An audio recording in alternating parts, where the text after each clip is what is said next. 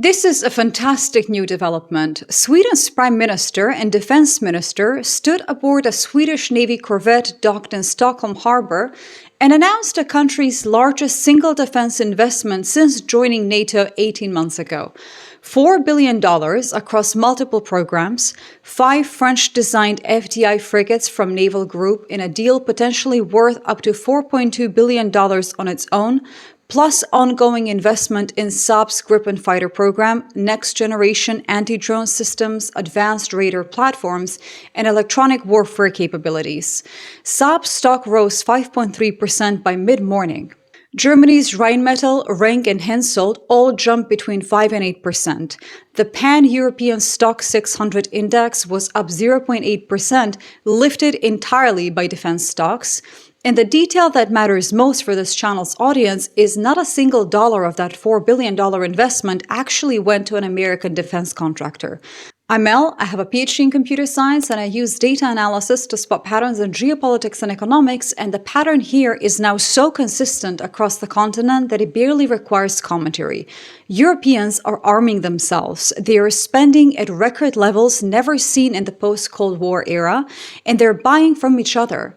Sweden chose France's Naval Group for its next-generation frigates, the FDI design, which is already in series production for the French and Greek navies. Defense Minister Johnson said delivery timeline was the primary consideration for selecting the French bid, not industrial offset agreements or political positioning. Sweden needed warships fast, and France could build them fastest.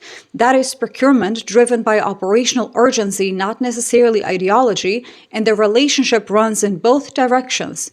In December, France ordered 2 of Saab's GlobalEye airborne early warning and control aircraft with a contractual option for 2 more.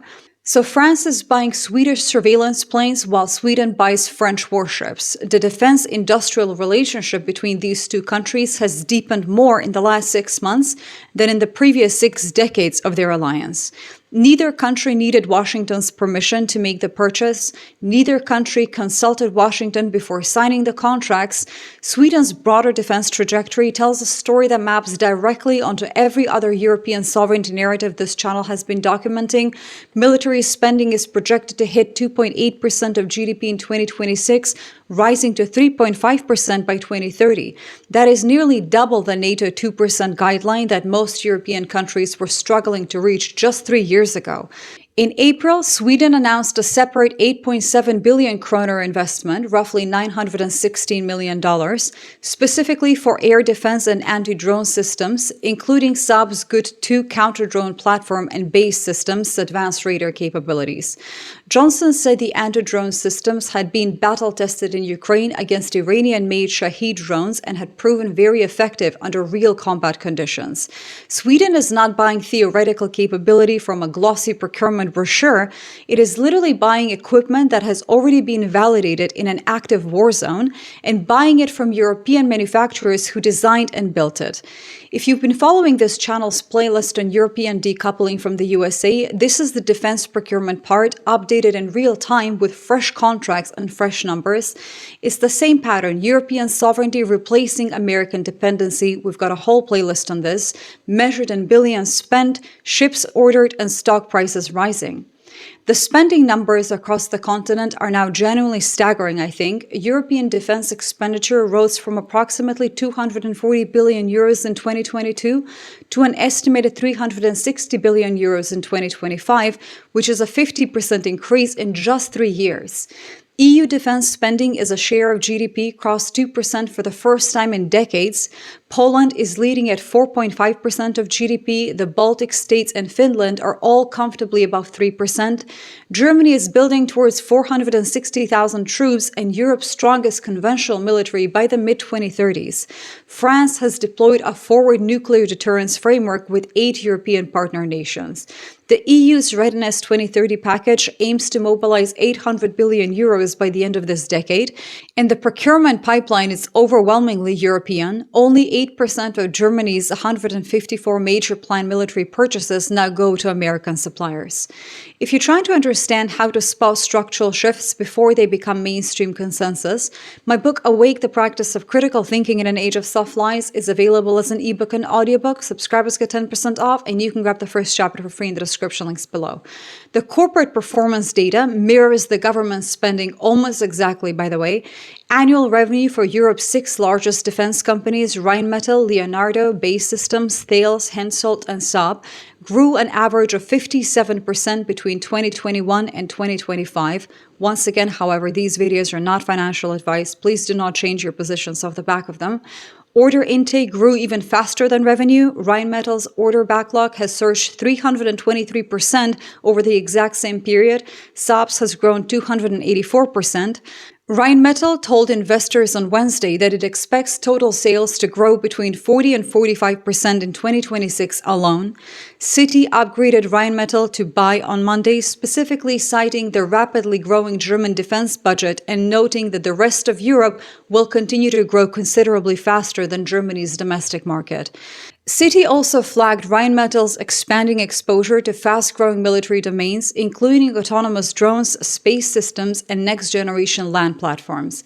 Europe's defense sector index gained roughly 57% across the full year of 2025 and has added another 20% in just the first 5 months of 2026. Wisdom Street's detector of macroeconomics research described European rearmament as a multi-trillion pipeline that validates the continent's strategic decision to localize critical capabilities. Sweden's announcement is particularly significant because of what Sweden represents within the broader European defense landscape. It is NATO's newest major member state, having formally joined in March 2024 after 2 centuries of continuous military non-alignment.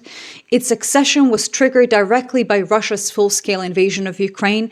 Its domestic defense industry, anchored by Saab, which manufactures the Gripen multi-role fighter jet, the GlobalEye surveillance aircraft, the Carl Gustaf rifle carried by infantry forces across 30 countries, and a rapidly growing portfolio of autonomous and counter-drone systems, is among the most technologically advanced in Europe relative to the country's size. And its procurement choices send signals that ripple across the entire continent. When Sweden chooses French frigates over American alternatives, procurement officials in other European capitals notice. When France chooses Swedish surveillance aircraft over American AWACS platforms, officials in Berlin, Warsaw, and Rome recalibrate their own acquisition strategies accordingly. The defense industrial ecosystem emerging across Europe is not a collection of isolated national programs buying from whoever offers the lowest price. It is a continental supply chain where countries are deliberately choosing European partners, building technical interoperability between European design platforms, and creating mutual industrial dependencies that strengthen the collective base with every transaction. France builds warships for Sweden, Sweden builds surveillance aircraft for France, Germany builds ammunition and armored vehicles for everyone. Finland supplies infantry mobility platforms to its neighbors. The architecture is self-reinforcing. Every contract signed between European companies makes the next European contract more likely, more efficient, and more strategically logical, and makes the next American contract less necessary. The prediction is that European defense procurement from European suppliers will exceed 70% of total military spending by 2028, up from roughly 55% today. Sweden's frigate decision accelerates that trajectory because it demonstrates that even NATO's newest member, a country with no historical bias against American equipment and no ideological opposition to transatlantic procurement, is now choosing European suppliers on the basis of capability, delivery speed, and long-term strategic alignment.